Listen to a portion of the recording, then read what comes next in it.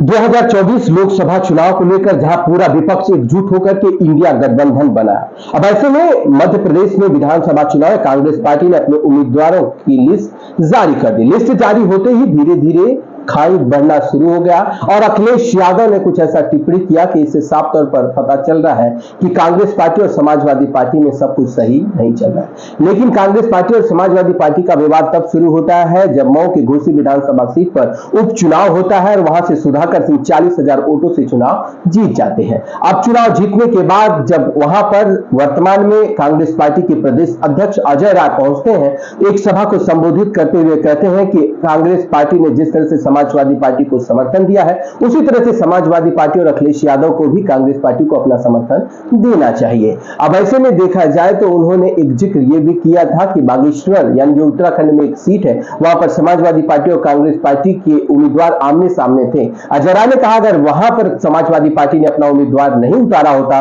तो कांग्रेस पार्टी वहां से चुनाव जीत जाती। वहीं से विवाद शुरू होता है और एक दूसरे के ऊपर आरोप और प्रत्यारोप लगते हैं और यहां तक कि अजय राय को कई ऐसे शब्दों का प्रयोग अखिलेश यादव ने किया है कि जो कि राजनीति को लेकर के अस्वस्थ कर देने वाले शब्द हैं। क्योंकि देखा जाए तो अजय राय भी वर्तमान में बड़े नेता हैं और वो पहले समाजवादी पार्टी के सिपाही भी रह चुके हैं। अब अखिलेश यादव को ऐसा लग रहा होगा कि वो हमारे पार्टी से ताल्लुक रखने वाले एक नॉर्मल विधायक हमारे ऊपर कैसे टच कर सकते हैं। उनको कमलनाथ का बयान पसंद है, बड़े और नेताओं का बयान पसंद है, लेकिन अजय राय का बयान उन्हें पसंद नहीं है। लेकिन कमलनाथ ने भी यह कह दिया कि कौन अखिलेश। अब इसको लेकर अखिलेश यादव ने कह दिया अगर मुझे यह पता होता कि ये जो गठबंधन ये प्रदेश स्तर पर नहीं है, ये दिल्ली स्तर पर है, तो मैं शायद उसमें हिस्सा नहीं लेता, वो बैठक। खैर अखिलेश यादव देखा जाए इंडिया गठबंधन की जहां जहां बैठक हुई, चाहे वो मुंबई में हुई या बिहार में हुई, जहां जहां बैठक हुई वहां पर वो मौजूद रहे।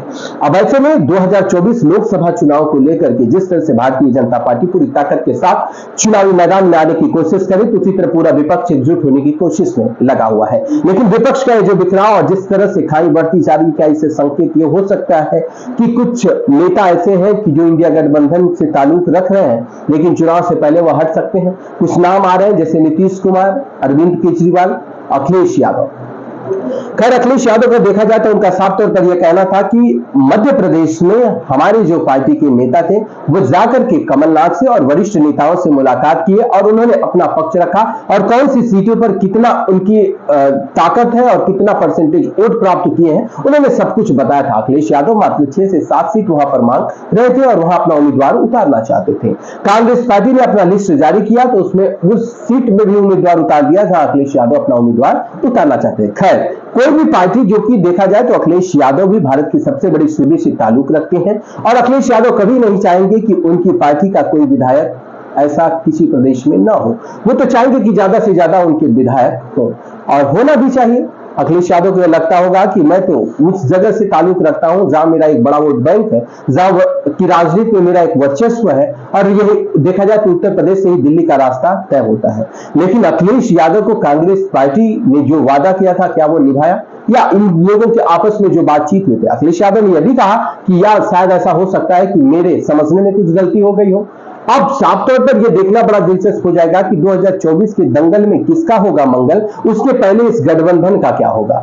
अब गठबंधन ये भी कह पाना कि टूट जाएगा, ये जल्दीबाजी थोड़ी हो सकती है। लेकिन जिस तरह से देखा जाए तो अजय राय जो कांग्रेस पार्टी के वरिष्ठ नेता है, उन्होंने कहा है कि अखिलेश यादव ऐसा कुछ न कहें कि जिससे कि गठबंधन को कोई नुकसान पहुंचे, बयानबाजियों से बचने की कोशिश की। वहीं पर बड़े नेता रहे मनोज झा, जो उन्होंने आज बयान दिया, उन्होंने कहा कि हम सब आपस में बैठकर बातचीत करके इस मामले पर विचार विमर्श करेंगे।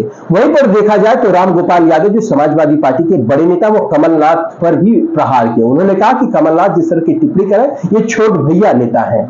अब वहीं पर देखा जाए तो शिवपाल यादव कहे कि हम गठबंधन जो इंडिया गठबंधन हुआ है मजबूती के साथ इस पर हम लड़ेंगे और विजय फतह करेंगे और भारतीय जनता पार्टी को सत्ता से बेदखल करेंगे।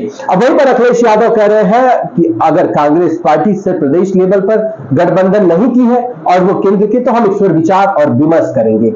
लेकिन देखा जाए अखिलेश यादव एक बड़े नेता के तौर पर भी देखे जाते हैं और अखिलेश यादव हमेशा यह कोशिश करेंगे कि उन्हें किसी भी राज्य में उनके पार्टी के कार्यकर्ताओं को, उनके पार्टी के नेताओं को अवसर मिले। क्योंकि एक तरह से देखा जाए पीएम कैंडिडेट की बात होती है तो अखिलेश यादव का भी नाम सामने आता है।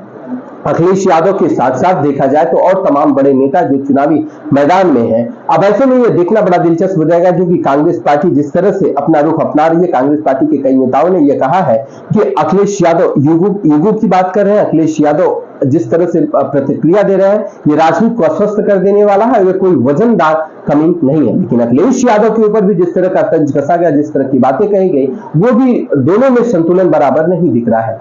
लेकिन ये स्वस्थ राजनीति के लिए क्या ये सब कुछ ठीक है? और जो गठबंधन को लेकर के ये लोग एकजुट होकर के अपनी ताकत दिखाने की कोशिश कर रहे थे, क्या वो ताकत वर्तमान में वजूद में है या कुछ इस पर संकट आ सकता है? अब ये देखना बड़ा दिलचस्प हो जाएगा और बने रहिए हमारे साथ। जल्दी हम लेकर आते हैं आपको नई अपडेट के साथ।